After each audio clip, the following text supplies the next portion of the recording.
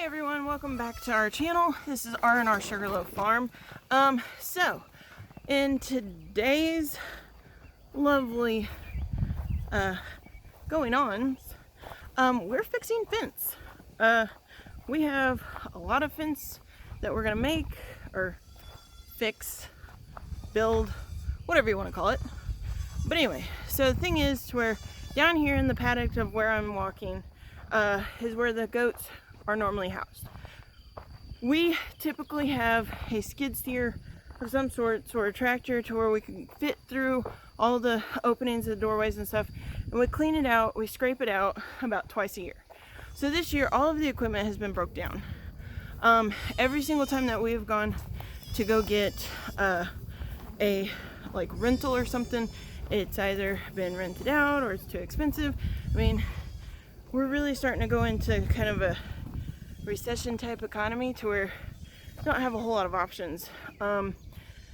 So if we don't have the added money, which for us, Robert, my husband, he works full-time, and then I work during the school year as a substitute teacher. And so now that we're in the summer months, I don't have an income, and so the goats are, you know, they are our farm income. But what we try to do is we try to let them out as much as possible into our hayfield.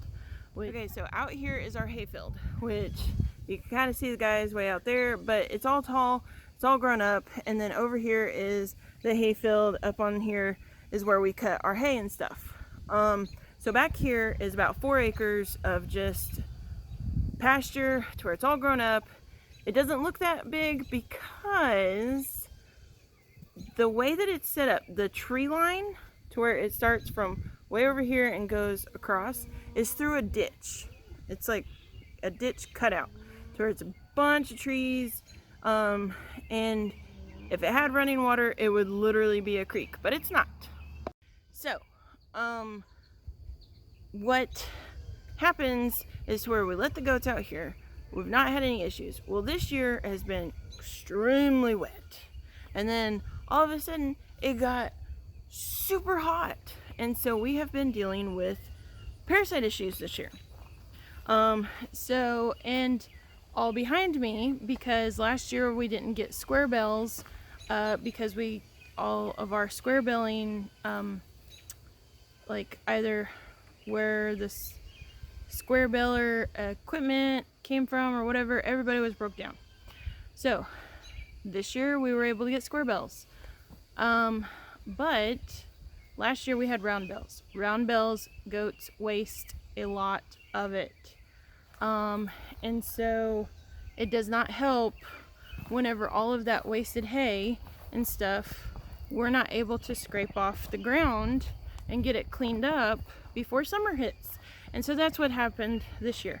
Unfortunately, you know, I don't know if that was like the cause of some of the parasite issues that we had, but obviously it probably did not help matters. So what we've decided to do, instead of our 3-year plan of cross-fencing everything out here to where we let the goats out into one paddock, we close it off, we let them into the next paddock, close it off, let them into the next one, to where it's the rotational grazing. This is large enough to where they can graze all summer long, and then in the winter we can let it rest, and we can put the cows on here to have that livestock rotational grazing. Mainly that's the plan. And so behind me, right over here, we have this that goes straight back. It is, I think, like 1 or 2 panels shy of being completely fenced off on that side. It's already got an existing barbed wire fence, but that doesn't keep goats in. It keeps cows in, doesn't keep goats in. And then over here, behind me, going straight back as well, is the other side. It just goes straight back like a rectangle, and so that the guys are halfway done completed right now. So we've got the herd out here to where myself and Mason's over on the other side of the property, and I'm over on this side, to where we're kind of being centaurs right now, or sentries, standing guard, just making sure that the goats don't get out onto the neighboring properties, making sure that they stay on our property, making sure that everything goes okay. So in the midst of all this, sorry guys, I keep on thinking that I'm hearing a mama, but mama ears. Anyway, so one thing that happened is to where Thistle, which y'all don't get to see her very often, she escaped. Yes, she escaped. So but anyway, let's move away from the long rambling introduction for today and see what we have in store over the last couple of days with building the fence. Some of the babies are over here.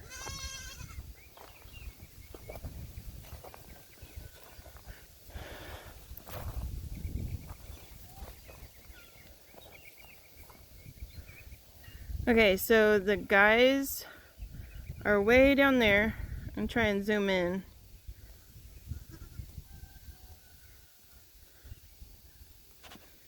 Way down there with Thistle, Dragony, and goats. And then there's Lucky. And then there's Mason way up there on the hill on the other side of our property, guarding a hole in the fence that's not. Oh, there. Oh, wait. There he goes. He's waving. Hi, Mason. But anyway, so let me zoom out just a little bit. But just to let y'all know, I have a wonderful family that tolerates the goats. I have a wonderful husband and son that helps deal with fences in 100-degree weather. Because yesterday they were out here building fence, and oh my gosh, guys, it was 110 heat index with, I think it got up to like 98, but it was horrible. It was bad.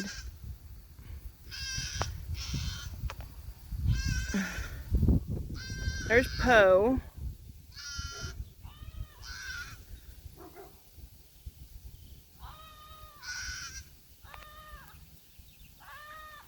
And he's calling to Ellie, which she's behind Lucky over there.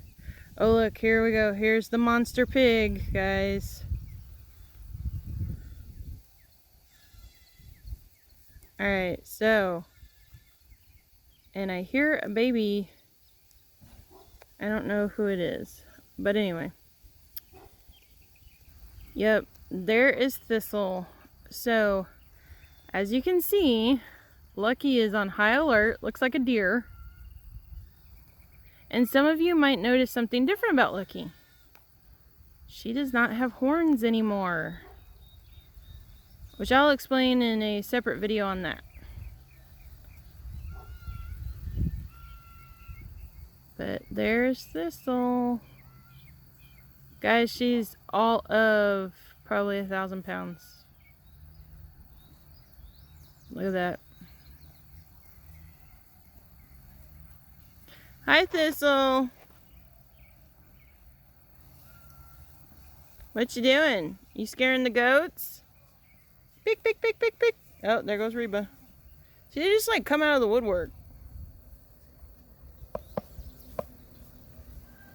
We just wanted to show y'all in comparison as far as how big Thistle actually is.